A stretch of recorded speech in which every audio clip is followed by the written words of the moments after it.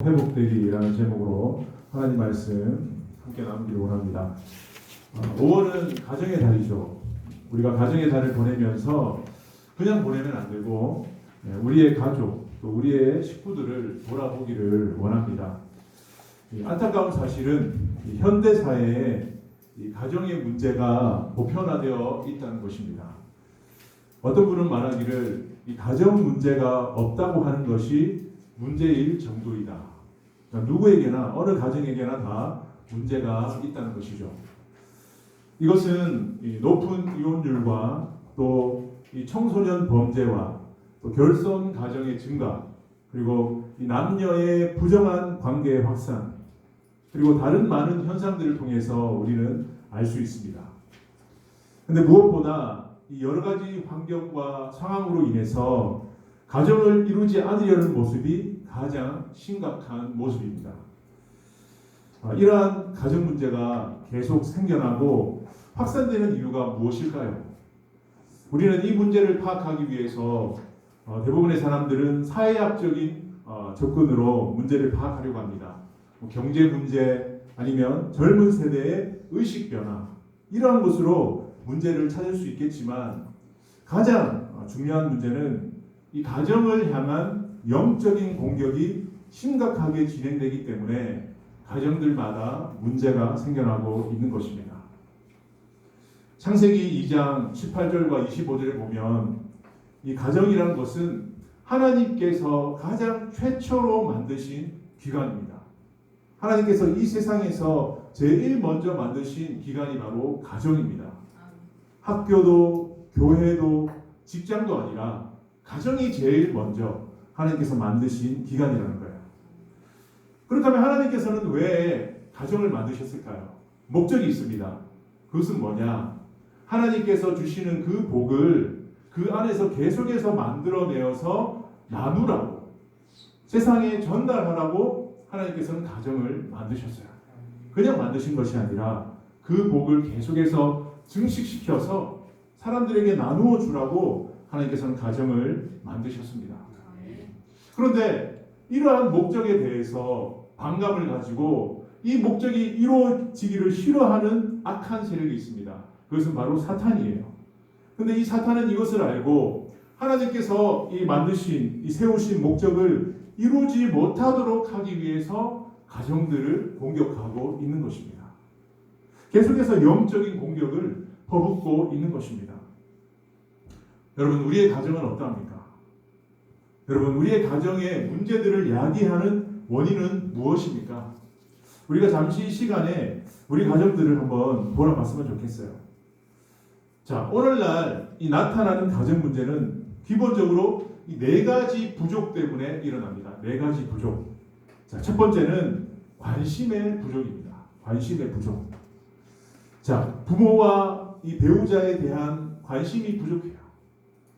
더욱이 가족과 함께 지내어야 할 시간을 가족 구성원들이 서로 다른 시간, 다른 활동에 사용하고 있어요. 특히 집안의 가장은 배우자나 또 아이들을 위해서 관심을 갖도록 더 노력해야 될 그 시간들을 자신의 일이나 아니면 자신의 오락이나 자신의 취미 생활을 위해서 많은 활동들을 이렇게 하면서 사용하고 있어요. 그래서 가족 구성원에 대한 관심이 결여되어 있습니다. 이렇게 관심이 결여된 가정에서는 배우자나 또 아이들의 요구를 채워주거나 그렇게 하려는 의지가 보이지 않습니다. 그냥 가장 가까운 동반자로서 또 서로 관심을 갖고 살아야 할 사람들이 관심을 갖지 않는다는 것은 얼마나 가정의 불행이겠습니까? 그래서 이런 관심의 부족으로 인해서 가정의 문제들이 생겨나는 것입니다. 자, 두 번째 부족은 이해심의 부족이에요. 이해심이 부족해서 가정 내에서 문제가 생겨나는 것입니다. 여러분, 왜 가정에서 이러한 현상들이 나타날까요? 그것은 자기 자신의 흥미나 이익에 관련된 것에만 관심을 갖는 데서 나타나는 것입니다. 아버지는 아버지로서, 또 어머니는 어머니로서, 자녀들은 자녀들로서 자기들의 관심, 자기들의 이익을 위해서만 시간을 활용하다 보니까 서로에 대한 이해심이 부족한 거예요. 그래서 이렇게 이해심이 부족한 가정에서 나타나는 현상은 뭐냐? 서로를 향한 비판, 서로를 향한 반목, 또 서로에게 있는 갈등으로 야기되는 것입니다. 그래서 이렇게 서로를 향한 이해심이 부족하기 때문에 가정들마다 문제가 생겨나는 것입니다. 세 번째, 가정에 문제가 생기는 이유는 의사소통의 부족입니다. 의사소통의 부족. 이런 가정들을 보면 이 가족 간에 서로 대화가 없습니다. 그러니까 어떤 일을 위해서 계획하지 않습니다. 그냥 어떤 한 사람, 아버지, 어머니가 그냥 하자는 대로 따라가는 거예요. 서로 대화가 없어요. 그러니까 대화를 위해서 시간을 활용하지 않기 때문에 서로 대화를 통한 교제가 없는 가정입니다. 어떤 분들을 보면 그런 분들이 있어요. 문제가 생길 때마다 그 문제를 해결하기 위해서 토론하기보다는 이 논쟁을 하려는 분들이 있어요. 근데 이런 분들의 특징을 보면 어릴 때부터 대화하는, 의사소통하는 그런 훈련이 되어 있지 않기 때문에 나중에 장년이 되어서도 문제가 생기면 대화로 풀기보다는 서로 싸우거나 논쟁하려고 하는 것입니다. 그러니까 가정에서부터 그런 의사소통이 이루어지지 않기 때문에 이러한 일들이 벌어지는 것입니다. 만약 가정의 가장인 아버지가 말이 없는 분이라면 더 이러한 일들이 심화될 수 있습니다. 그러니까 말을 하지 않으니까 무엇을 읽어야 됩니까? 그분의 표정으로 읽어야 돼요. 눈치를 봐야 됩니다. 그리고 자신의 생각을 이야기했다가는 소란스러워질 수 있기 때문에 자녀들은 자기의 말을 하지 않습니다. 그러다 보면 어떤 작은 이야기도 사라지게 되는 것입니다. 평소에 이 대화가 없는 어떤 가정이 있었습니다. 그런데 이 밖에서 어떤 세미나에서 이 대화가 중요하다는 그 내용을 배우고 온 아버지가 이제 집에 돌아왔어요. 집에 오니까 아들이 숙제를 하고 있는 거예요. 그래서 갑자기 아버지가 이제 대화를 해야 되잖아요. 그러면서 이리 와봐라 하니까 아들이 왜요? 야, 너 저밖에 누구 알지? 걔가 마약에 빠졌다더라. 왜 마약을 하게 된지 아니? 그것은 가정에서 대화가 없어서 그렇게 된 거야. 이제부터 우리 대화하자. 그러니까 아들은 숙제해야 되지만 그래도 아버지가 갑자기 대화하자 하니까 이제 마음을 열고 이제 대화하기 위해서 앉았습니다. 근데 아버지가 이제 아들의 얼굴을 보니까 무슨 말을 해야 될지 생각 안 나는 거예요. 그래서 갑자기 표정이 굳어지면서 근엄한 얼굴로 아들에게 이렇게 물었다고 합니다. 네 밥 묻나? 그렇게 하고 더 이상 대화를 하지 못했다고 합니다. 평소에 대화가 없으니까 갑자기 대화하려고 하니까 대화가 되지 않는 것입니다.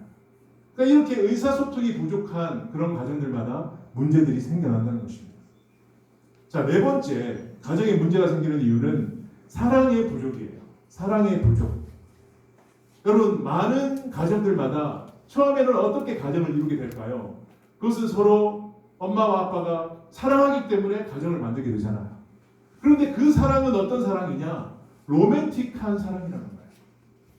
그러니까 서로에는 콩깍지가 끼어서 처음에는 서로 로맨틱한 사랑으로 사랑하게 됩니다. 그런데 그것은 기간이 있어요. 그 사랑이 지나가고 나면, 그 달콤한 사랑이 지나가고 나면 배우자가 서로를 사랑하기보다는 또 다른 로맨틱한 사랑을 찾으려 나선다는 것입니다. 그러니까 진정한 사랑이 부족하기 때문에 가정들마다 문제가 생겨난다는 것입니다. 오늘날 이 땅의 가정들은 이러한 네 가지 부족으로 인해서 여러 가지 문제들이 생겨납니다. 관심의 부족, 이해심의 부족, 의사소통의 부족, 사랑의 부족.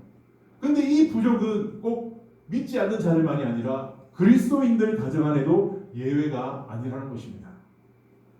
우리가 이러한 요인을 인식하지 못하고 지금부터 보완하지 않는다면 우리의 가정도 위기를 맞을 수가 있고 또 하나님의 그 목적을 이룰 수 없는 가정이 되고 만다는 것입니다.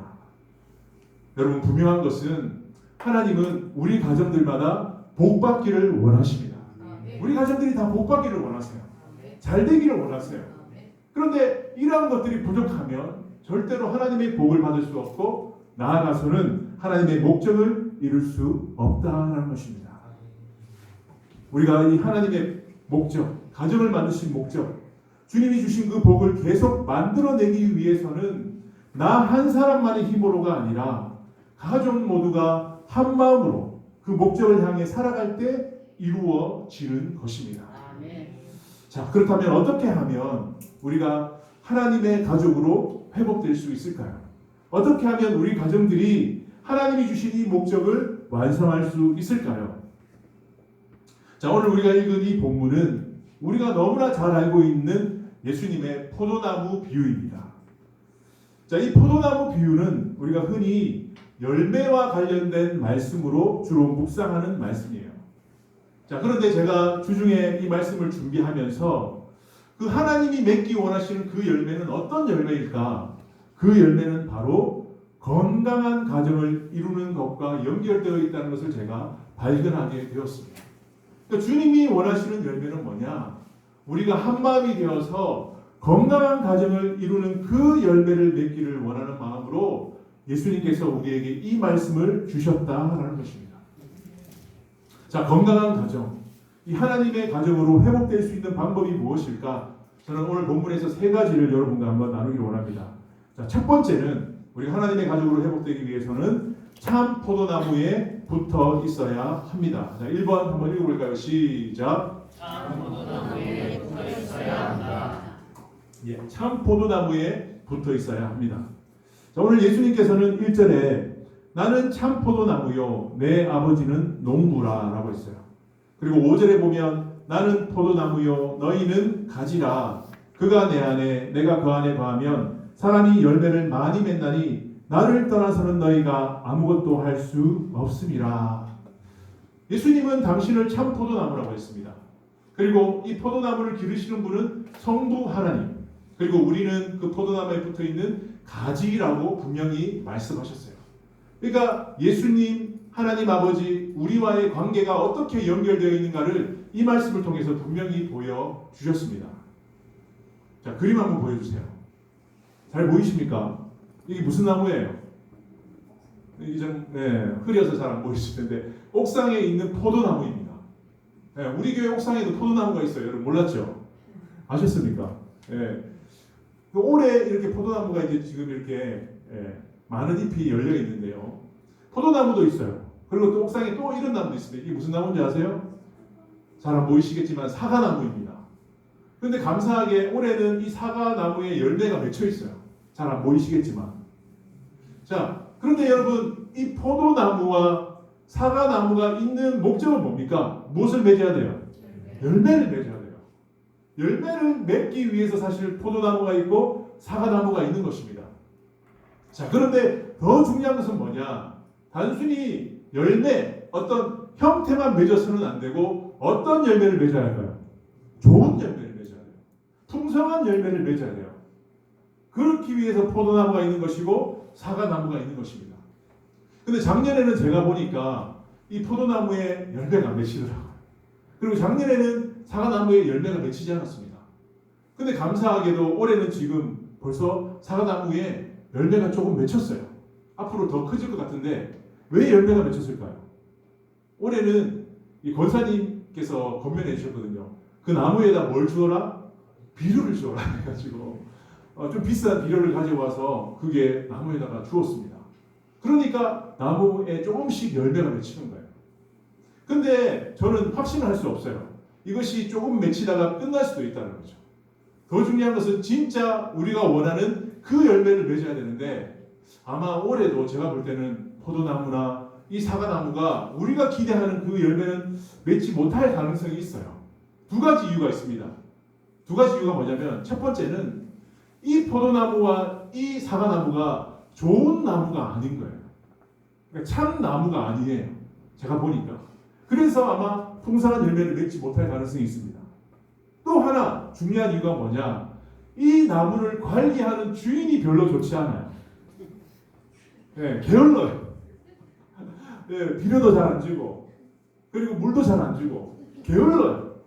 가끔 생각나면 돌아와요. 그러다 보니까 아마 이 포도나무와 이 사과나무는 좋은 열매를 맺지 못할 가능성이 있다는 거예요. 이게 큰 이유예요. 자, 그런데 오늘 본문에서 보니까 예수님께서 말씀하신 나무에 대한 내용은 달랐습니다. 예수님은 무슨 나무입니까? 참 포도나무. 그리고 이 포도나무를 관리하시는 분은 누구예요? 하나님 아버지예요. 여러분 참 포도나무 아버지 최고예요. 최고. 이 세상에서 제일 좋은 나무가 예수님이시고 이 세상에서 이 나무를 제일 잘 관리하시는 농부가 하나님 아버지이신 줄 믿습니다. 그렇기 때문에 염려할 필요가 없다는 거예요. 분명히 이 나무는 열매를 맺는다는 거예요. 오늘 본문에서 말씀하신 이 나무는 열매를 맺게 되어 있어요. 왜냐하면 참나무이고 또 농부가 제일 좋은 분이기 때문에. 그래서 가지가 해야 될 일은 열매를 맺기 위해서 그냥 이 나무에 붙어 있기만 하면 되는 것입니다. 꼭 물을 받으려고 뭐 어떤 일을 하려고 노력할 필요가 없어요. 자기가 해야 될 일은 그냥 이 나무에 붙어 있기만 하면 풍성한 열매를 맺게 되는 줄 믿습니다. 자, 이 나무를 우리 가정에 한번 적용해 봅시다. 이 나무를 우리 가정에다가 한번 적용해 봅시다. 우리 가정의 주인, 건물은 누구시냐? 바로 예수님이에요. 우리 가정의 주인, 건물의 주인은 예수님이에요. 그리고 우리 가정을 관리하고 보호하시는 분은 성부 하나님이에요. 그리고 우리는 누구냐? 그냥 그 가정 안에 있는 구성원이에요. 그래서 우리가 해야 될 일은 그냥 가정 안에 거하기만 하면 되는 것입니다. 우리 건물의 주인이 예수님이시고 또 이 건물, 이 가정을 지켜주시고 관리하시는 분이 아버지 하나님이시기 때문에 우리가 안전한 가정 안에 거하기만 하면 우리 가정 안에도 건강한 가정, 풍성한 열매를 맺게 될 줄 믿습니다. 이 말씀을 우리에게 하고 계시는 것입니다. 그래서 예수님은 5절에 이렇게 말씀하셨어요. 나를 떠나서는 너희가 아무것도 할 수 없음이라. 그러니까 너희가 나를 떠나서는 아무것도 할 수 없다는 거예요. 그러니까 모든 능력의 근원이 바로 예수님께 있다는 거예요. 신이신 하나님의 아들이신 예수님께 있기 때문에 너희가 나를 떠나서는 아무것도 할 수 없어. 어떤 작은 일이라도 할 수 없다는 거예요. 여러분, 만약 가지가 그 나무에서 떨어져 나가면 어떻게 됩니까? 말라 죽습니다. 그리고 가지가 혹시 조금이라도 이렇게 벌어져서 빈틈이 생기면 절대 영양분을 풍성히 공급받을 수 없습니다. 그래서 우리는 가지로서 예수님께 단단히 붙어 있어야 돼요. 어떤 50%가 아니라 100% 완전히 붙어 있을 때 예수님으로부터 내려오는 그 풍성한 영양분을 저와 여러분이 공급받게 되는 줄 믿습니다. 그래서 우리가 해야 될 일은 붙어 있는 거예요. 예수님 안에 거하는 거예요. 그럴 때 열매를 맺을 수 있다는 것입니다. 여러분, 오늘 말씀을 묵상하면서 우리 자신을 한번 돌아보세요. 혹시 내가 예수님과 붙어 있는데 장애물이 되는 것은 무엇인가? 그리고 온전히 붙어 있지 못하게 빈틈이 생기도록 하는 문제는 무엇인가? 우리가 돌아봐야 된다는 것입니다. 우리가 조금이라도 빈틈이 있다면, 조금이라도 떨어져 있다면 우리는 예수님으로부터 풍성한 열매를 맺을 수 없다는 것입니다. 그래서 5월 가정의 날을 통하여서 우리가 예수님께 온전히 붙어 있으므로 풍성한 영양분을 공급받는 우리 모두가 될 수 있기를 주님의 이름으로 축복합니다. 두 번째, 우리가 하나님의 가족으로 회복되기 위해서는 아버지의 사랑이 흐르도록 해야 합니다. 이번 같이 한번 읽어볼까요? 시작. 아버지의 사랑이 흐르도록 해야 합니다. 네. 오늘 9절 말씀에 보니까 이렇게 말씀하셨습니다. 아버지께서 나를 사랑하신 것 같이 나도 너희를 사랑하였으니 나의 사랑 안에 거하라. 자, 우리가 서두에서 살핀 대로 오늘날 이 땅에 있는 많은 가정들마다 문제가 생기는 네 번째 이유가 뭐라고 했습니까? 뭐가 부족하기 때문에? 사랑이 부족하기 때문에. 그러니까 사랑의 결핍 때문에 가정들마다 문제가 생겨난다는 것입니다. 여러분, 우리가 꼭 기억해야 될 것이 있어요. 로맨틱한 사랑은 영원하지 않습니다. 유통기한이 있습니다. 유통기한이 있어요. 여기는 지금 결혼하여 가정을 이룬 지 몇 년 안 된 가정들 있죠. 네. 지사님 가정 맞죠? 지금도 로맨틱합니까? 그러면 안 되는데요. 10년까지는 가야죠. 그래도. 그런데 대부분의 사람들이 이것이 영원하다고 생각해요. 근데 어떤 분들은 나는 아니야 라고 부인하면서 나는 20년이 되었는데도 30년이 지났는데도 아직 로맨틱한 사랑을 이루고 있어 라고 하는 분들은 문제가 있는 거예요. 이상한 거예요. 정상이 아닙니다. 제가 말씀드린 것처럼 서로에 대한 로맨틱한 사랑이 사라지면 사람은요 또 다른 그런 사랑을 찾으려고 나서는 본능을 가지고 있어요. 그러니까 이것이 연약한 인간의 죄성의 모습입니다. 여러분, 우리의 사랑으로는 그러니까 이런 로맨틱한 사랑으로는 계속해서 사랑할 수 없습니다. 그래서 우리에게 필요한 사랑이 뭐냐? 바로 아버지의 사랑이라는 거예요. 성부 하나님의 사랑이라는 것입니다. 왜 그렇습니까? 하나님은 사랑이시고 아버지의 사랑은 영원한 줄 믿습니다. 그래서 우리에게 필요한 사랑이 아버지의 사랑이에요. 하나님 아버지의 사랑으로 우리가 서로 사랑할 수 있다는 것입니다. 예수님께서 오늘 제자들에게 왜 이 말씀을 하셨을까요? 예수님은 지금 아버지 하나님으로부터 지금 사랑을 받고 계십니다. 그래서 그 사랑을 가지고 나는 너희들을 지금 사랑하고 있다. 이것을 보여주기 위해서 예수님께서 이 말씀을 하고 계신 것입니다. 그래서 예수님과 하나님, 그리고 하나님과 또 나아가서 예수님 제자들은 그 사랑 안에서 온전한 관계를 이루고 있다는 것입니다. 오늘 본문에서 저는 9절과 11절 말씀이 이 하나님 가정의 모습이라고 저는 생각합니다. 왜 이 말씀이 하나님 가정의 모습일까요? 하나님 가정의 모습을 가장 잘 표현하는 것이 뭐냐면 바로 사랑이기 때문에. 그래서 이것이 하나님 가정의 모습인 것입니다.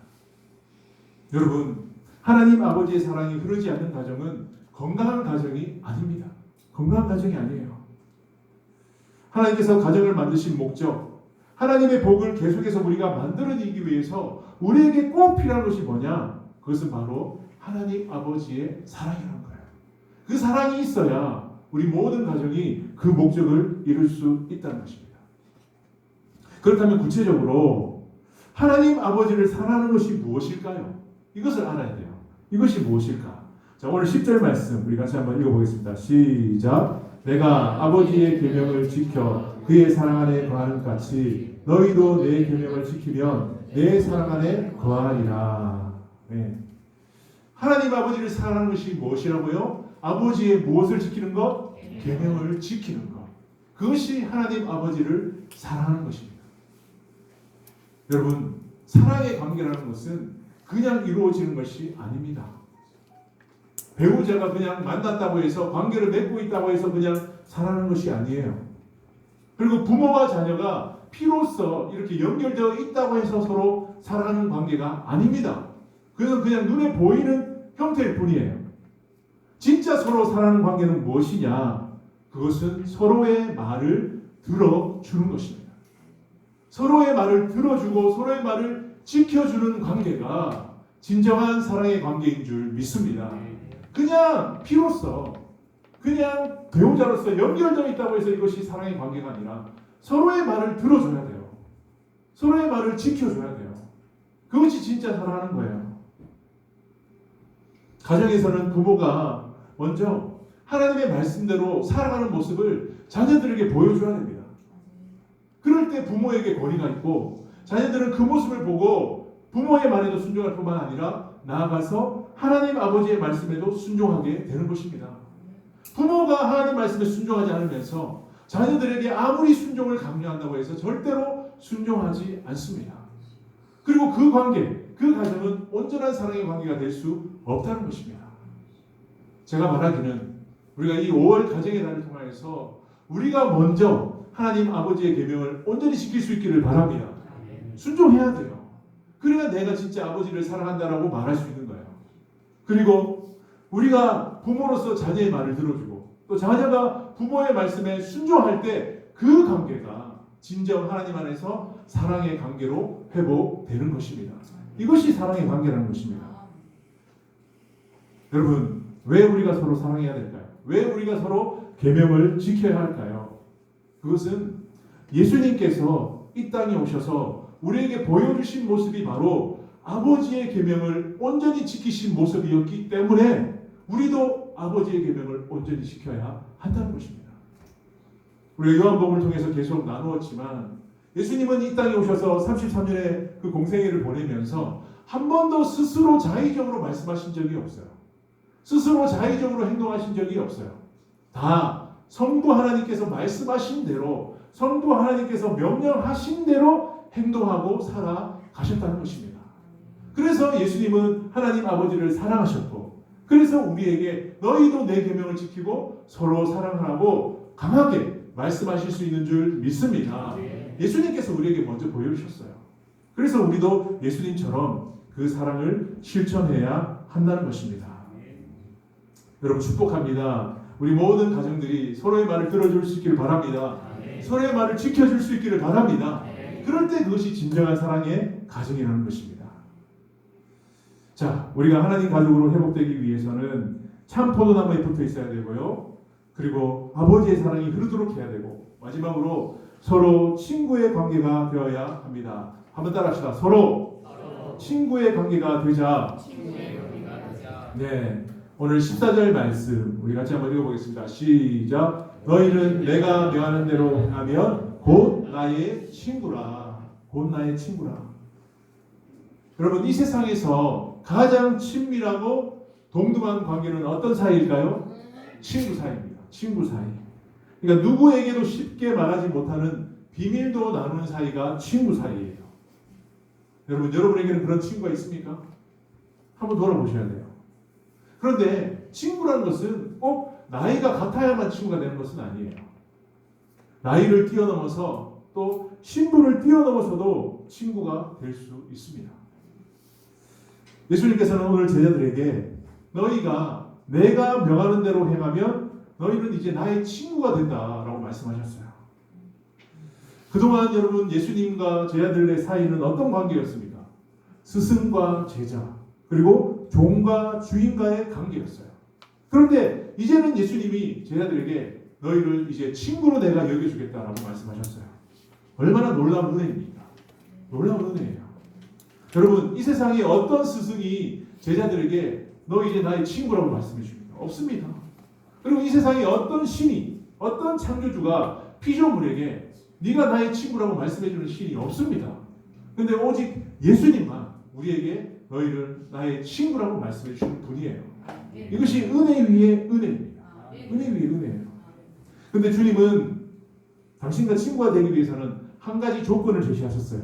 그것은 뭡니까? 내가 명하는 대로 행하면 너희가 나의 친구가 될 수 있다고 하셨어요. 여러분, 주님께서 우리에게 무엇을 명하셨습니까? 17절 말씀 우리 같이 한번 읽어보겠습니다. 시작. 내가 이것을 너희에게 명함은 너희로 서로 사랑하게 하려 함이라.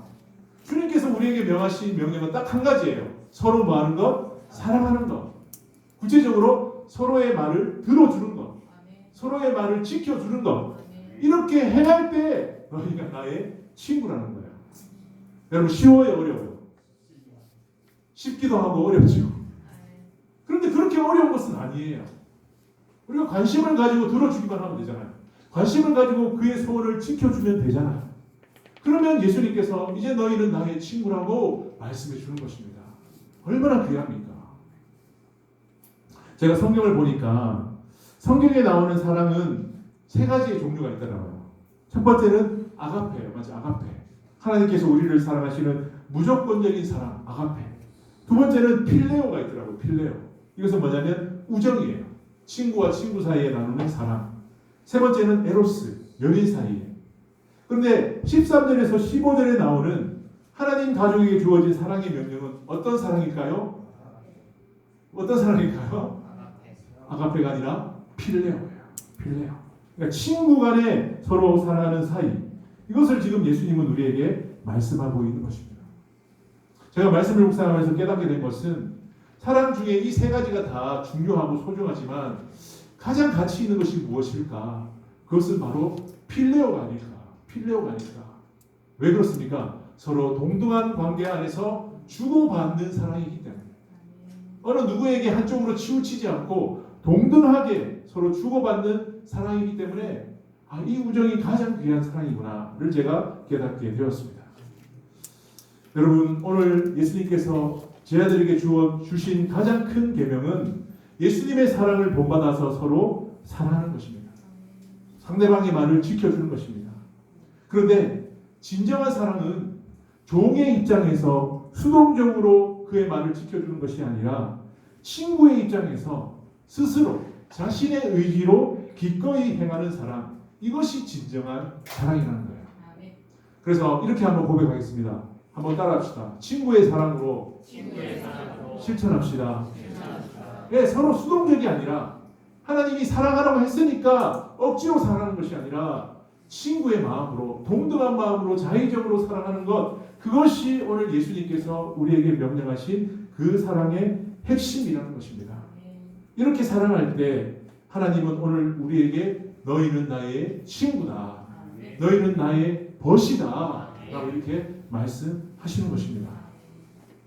실제로 출애굽기 33장 11절에 보면 하나님의 말씀에 순종한 모세를 향해서 이렇게 말씀했어요. 사람이 자기의 친구와 이야기함 같이 여호와께서는 모세와 대면하여 말씀하시며, 하나님은 오늘 이 요한복음 15장뿐만 아니라 구약에 나오는 당신의 사람들을 향해서도 당신의 말씀을 지키는 자들에게는 뭐라고 불렀어요? 친구라고 불렀습니다. 친구. 여러분, 우리도 하나님께 친구라고 부를 수 있기를 바랍니다.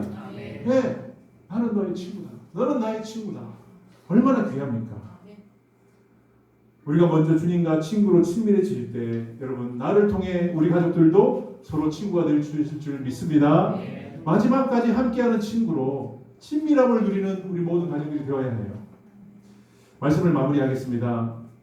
코로나로 인해서 이 사회적 거리두기가 되어진 이 시대에 제가 생각할 때 가정이라는 것은 이제 더욱 중요하고 소중한 공동체가 되었어요. 그렇죠? 이제는 사회도 거리가 있습니다.